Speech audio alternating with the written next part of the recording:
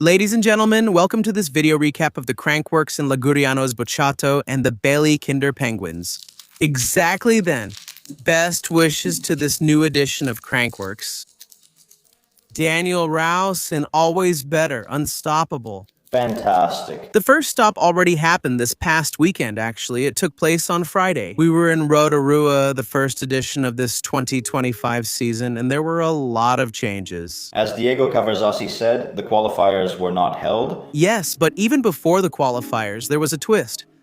First of all, the top participants were not present. Emil Johansson, injured, is at home after undergoing surgery on his hand and shoulder. Yes, that's correct. I'm not exactly sure what happened to him. Fedko, on the other hand, after being quite active on social media and also in riding, then decided to drop out at the last minute and pull himself out of the competition. Definitely. Maybe it's still the injury he had before, which saw him, let's say, with a broken femur 6 months ago. It's already been a while, but exactly 2 weeks ago, he requested to be listed as an injured rider. So the ranking points are frozen for a limited period until a subsequent event takes place. He didn't make this request in advance, so not immediately after the injury. Theoretically, there's a rule that says if you don't do it within a certain amount of time, you can't request this anymore. But a vote was held within the FMBA Commission, which I've been a part of since last year, and it was decided to grant him this, dated not on the day he requested it, but dated from his injury. So theoretically, that should be the limit. 1 year from that day, the last thing missing is the Bontrapo.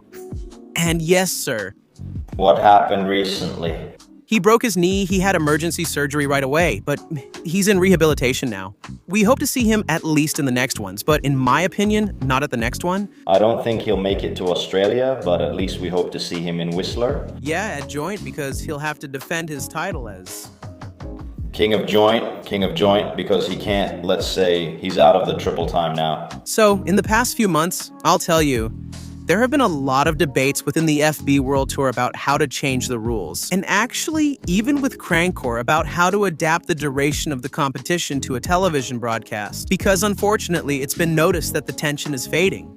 Clearly, by now, we're all used to social media, so after 10 seconds, we just scroll on. And in fact, this kind of event is starting to get more attention on social media. So, short content rather than a live stream that might last 2-3 hours even. The last edition really lasted a long time, especially since the girls joined in as well. Exactly. Who take part, I don't know. I think a good portion. Roughly 40 minutes of live streaming is devoted to them. So the live stream has definitely gotten longer compared to, let's say, previous years. It would really be nice to do, like in all the sports in this world, 2 separate live streams, 2 separate contests in 2 different days, exactly. However, budget issues make it impossible right now. Even though that's clearly everyone's preferred option according to Cranker. You were a rider at Red Bull, which is currently the streaming provider. So, because of this, between September and December, there were discussions within the FB World Tour and Cranker about how to adapt the format. And in the end, a conclusion was reached, which was to completely change what we riders have always known. That is, 14 qualified riders invited plus 2 reserves who go and participate directly in a final. The new format instead provides for a qualification with 16 riders all invited with no reserves. So if someone gets hurt, that's too bad, and if you don't make a mistake, the top 10 move on to the final, which is the one that's broadcast live. While for the girls, I think it was from 8 to 5. Unfortunately, Rotorua Casino. You know very well that in recent years, the weather has been a bit crazy. The weather does whatever it wants, really, Rotorua. And unfortunately, the method dictated the outcome of what we saw. So what happened? Was the qualification canceled? The final even moved up to Friday, not even Saturday? And did we even see a different format? So 16 starters actually 15 because Toto got injured. During practice, and 8 did a second run, so let's say a super final. In itself, it was also cool, I have to say, the format. He pulled it out a bit at the last minute. Let's say no one knew about it, not even ourselves. It caught us all by surprise. It actually worked well. Yes, it was confirmed to me by the higher-ups at Red Bull that it was really an improvised format, let's say at the very last second. Watching the live stream from home was much nicer and smoother, since it only lasted about 2 hours. It was much quicker, especially in the second run, when you usually start seeing a lot of crashes and so on. Instead, the content was focused on the top riders who maybe wanted to change their position. So, great show. But let's go and see the top 3 runs for both the women and the men, starting with the women, with the winner, of course. And finally, we saw the German Patricia Drew return, and I couldn't wait to see her. She put down a run. In my opinion, it was below her potential, but enough to take home first place. She started with a bar spin off the drop, some small tricks here and there, a flip tuck on the big jump, and then some little tricks with a bar spin. Nothing special, nothing over the top, well, compared to the men's level, but also compared to her own personal level. To finish with an opposite double bar spin, landing it on the last jump, and also taking a little risk. A pretty technical trick, but honestly, if you look at last year's run, the level was much higher. It was a bit higher, definitely yes, but maybe he wanted to play it a bit safe on the first one. Probably this year, it's not necessary to do more. But we know that she can do a lot of pull tricks. She posts videos on Instagram where she does triple track, flips, triple bar spin, pretty complex stuff. She has the tricks. But then she doesn't pull them off when it counts. We'll see if she'll be forced to use them later on. Natasha Miller from Canada has a great background. With the past events though, it seems like her bag of tricks has grown in this run. Lots of combinations of small tricks. Unfortunately for her, no rotations, no 360s, no backflips, nothing else. And this clearly worked against her, because when you add rotations, the potential for points increases. But I think she has some rotations in her repertoire. We'll see if she'll throw it down in the next stops. Anyway, Natasha Miller takes home second place.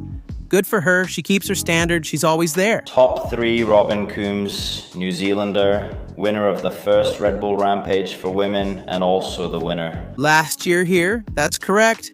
She's 28 years old this year. I've seen her drop a little bit. Last year, her line was stronger. This year, she tried to do more or less the same things as last year. So, little tricks, small ones here and there, some rotations like this backflip. 1 foot can, a bit sketchy. Unfortunately, she messed up here and there with some straight jumps, whereas Patricia basically put tricks everywhere, even if they were simple, but she did them and finished with another flip on the last jump. So, a run that's pretty calm by her standards. Restrained? Which earned her third place.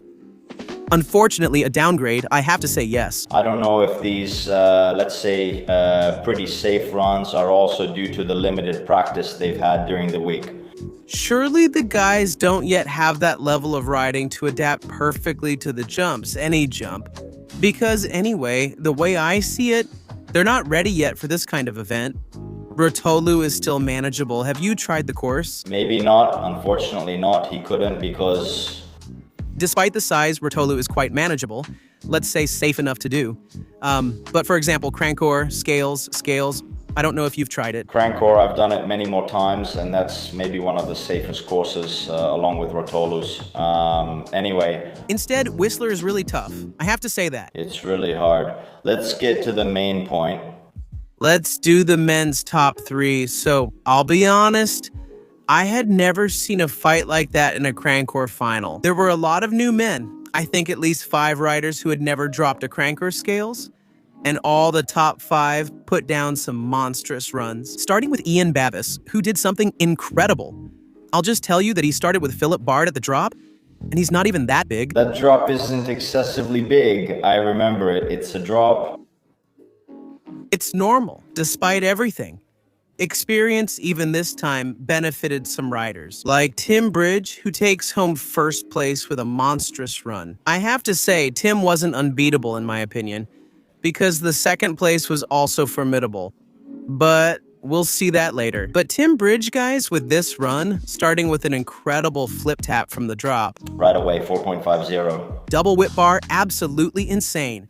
Extremely difficult. Then he threw in his usual trick, double flip standard no hand, let's say for him. Signature. For him, a super long truck driver on this jump, which can't be easy, flip whip off the boner. This is also a really high-level technical move. Here, a smooth section with a toboggan that we completely skip, 360 to climb up the spine, double flip from the step down, the only one to do it in competition. And he finished with a casual little combo X up for him. New. In my opinion, yes. I don't remember if I've ever seen him do a cash X. But I think that was it.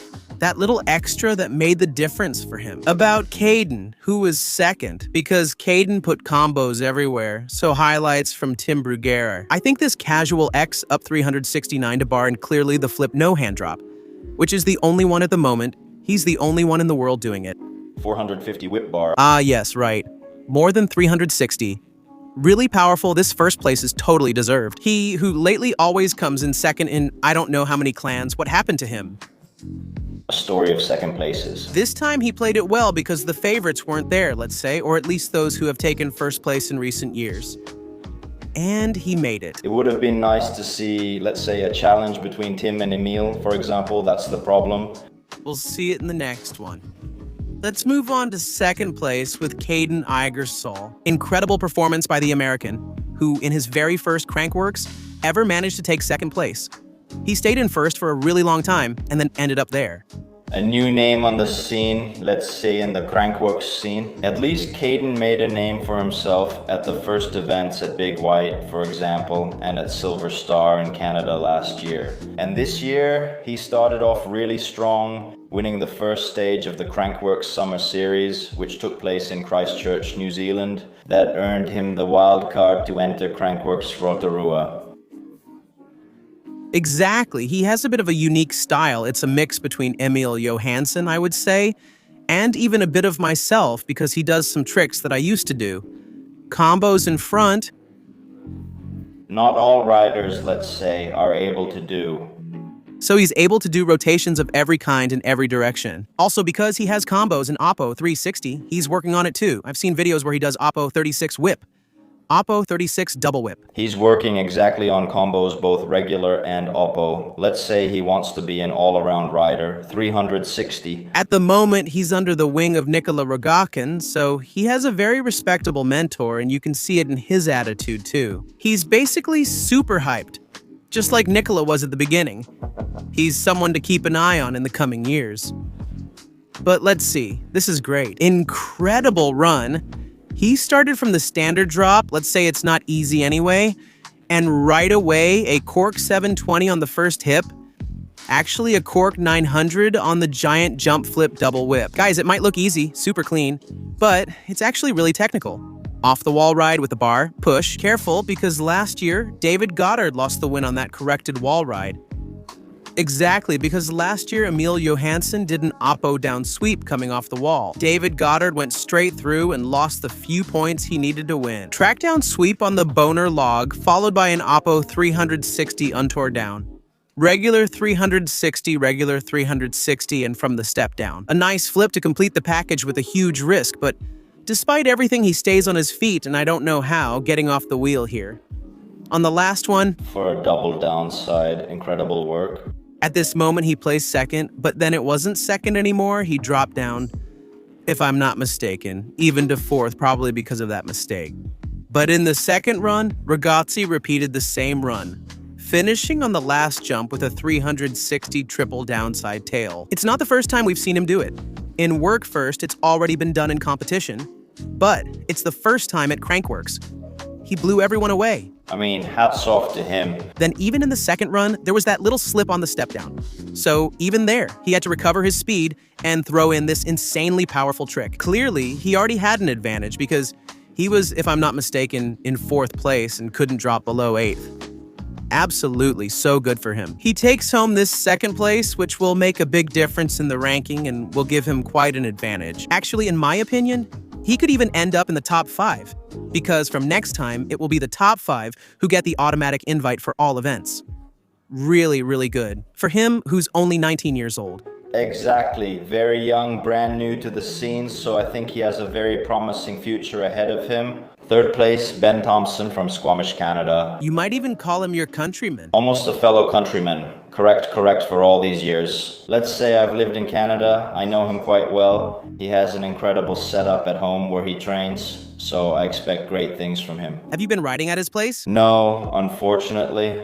But once I almost managed to go, but unfortunately I had work commitments and I couldn't make it. So you have to pay attention to his riding style because he's a goofy rider, which means that usually if a rider has the right foot forward, for example, all the rotations should go to the left because they're easier. Instead, he does exactly the opposite with the pedal. I don't know if it's to the right or to the left, but he spins opposite to his front foot while he does table flips regular. Strangely, it's the same thing. With your right foot forward, do them to the right since you push with your back foot. Instead, many riders like Nikolai do it the opposite way. So, with the right foot forward, they push it to the left. That makes it a little more difficult for some things, but actually in some combinations it's easier, so it's kind of a strange thing. So he told me he's goofy with the table flip rotation, so when you see a 36 downside whip, for example, so 36 opposite regular table flip for him, that's regular for... So for us, judges, it counts as a 360. let's go. Let's see what he did here. Rotorua starts from the drop with a front, one of his signatures. It's important. And right after, a 36 double downside whip. As we said, the 36 was regular, it's a whip flip. Superman seat grab on the moon booter. Great choice. Bar spin, exit from the wall ride, then he goes with a front attack from the burner. And here there's some real technical skill. I didn't see if he did a bonk. Yeah, it was a bonk whip. Bonk whip. 3 double tracks from the step down. Here we go in a bit. Into the stun. And it ends with a 36 bar downside whip. Okay. So a pretty standard run for him, you could say, because he's quite skilled with these combos. 3 double down whips, 3 bar down whips, and so on. Exactly good. The front, meanwhile, at the burner. We've also seen him do a bar spin in between on other occasions, if I remember correctly. Clearly the choice to add rotations. A person who's very strong with rotations. Front flip exactly, front flip rotations. Back flip from flat ramps are a bit more difficult than doing them on regular ramps. And clearly these increase the score. By themselves, nothing exceptional. I wouldn't have put him in 3rd place. I would have put Chance Moore there. Let's see what Chance Moore did later.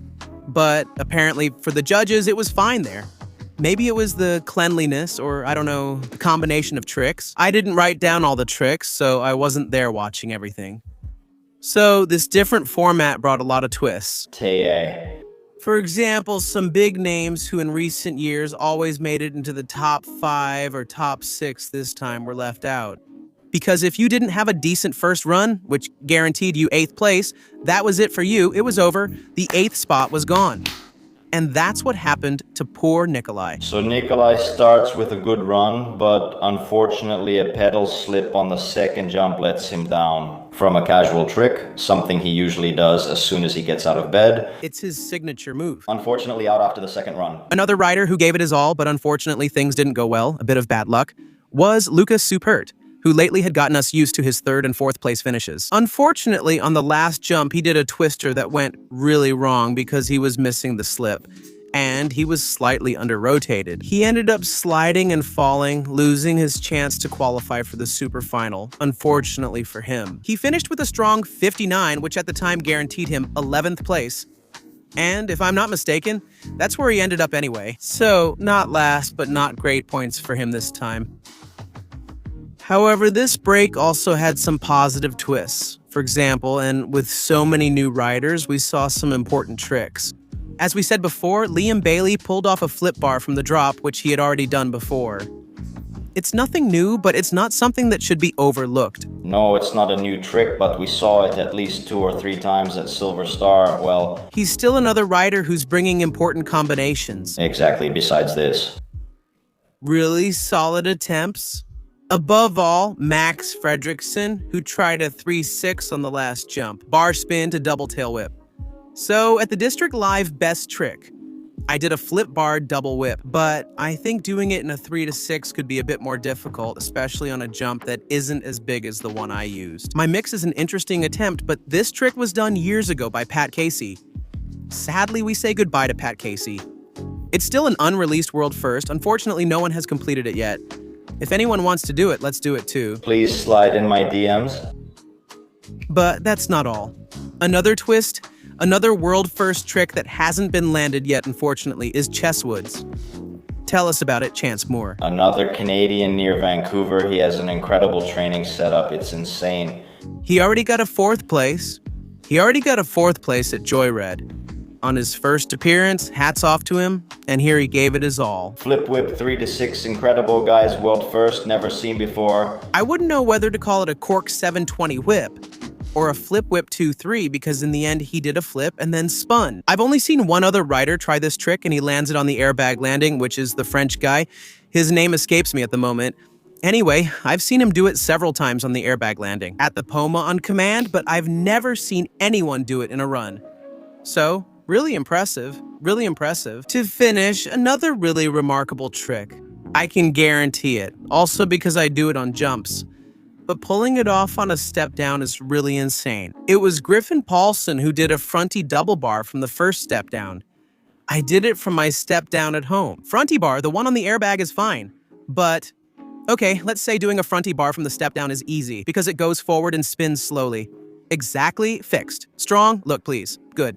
Double bar, so that's a plus.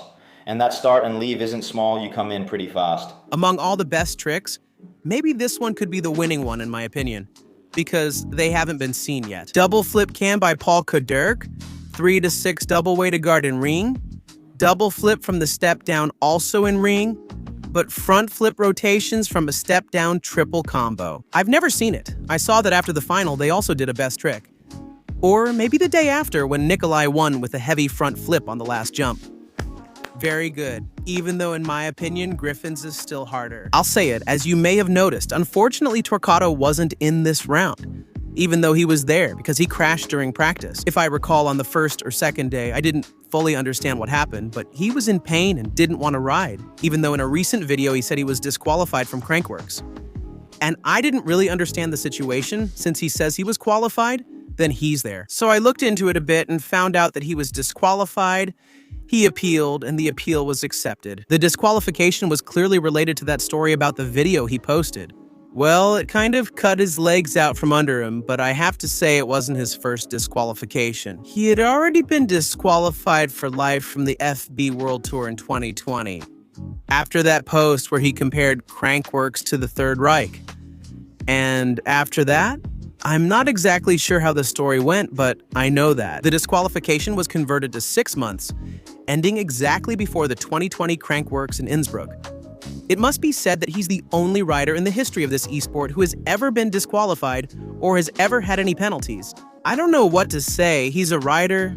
I don't know his reasons. You guys say what you think. I won't comment on this anymore. In fact, I'll stay neutral. Also because I have to, since as a member of the FNBA committee, I can't take sides too much. To wrap up this Rotorua stage, we saw a lot of twists, many new names, and lots of new tricks. We liked it. It was great, it was great. A new format that, among other things, has significantly shortened the duration, because we went from almost 3.5 hours to just 2. Very much so, very much. And with this, we conclude. And the next stop of Crankworx, we'll see him in Australia at Crankworx Cairns from May 21st to 25th. Exactly, so in about a month, actually in 2. Another Crankworx video. See you in the next video coming next Tuesday. We are ready this time, we are prepared, we are working, but we are ready. By the way, you can see the new background, an empty house. We have some bikes here because we're in Massa Marittima. We'll be here for a while longer. If you're around, we'll meet up on the trails. Best regards, thank you, Donna Roll. You're welcome.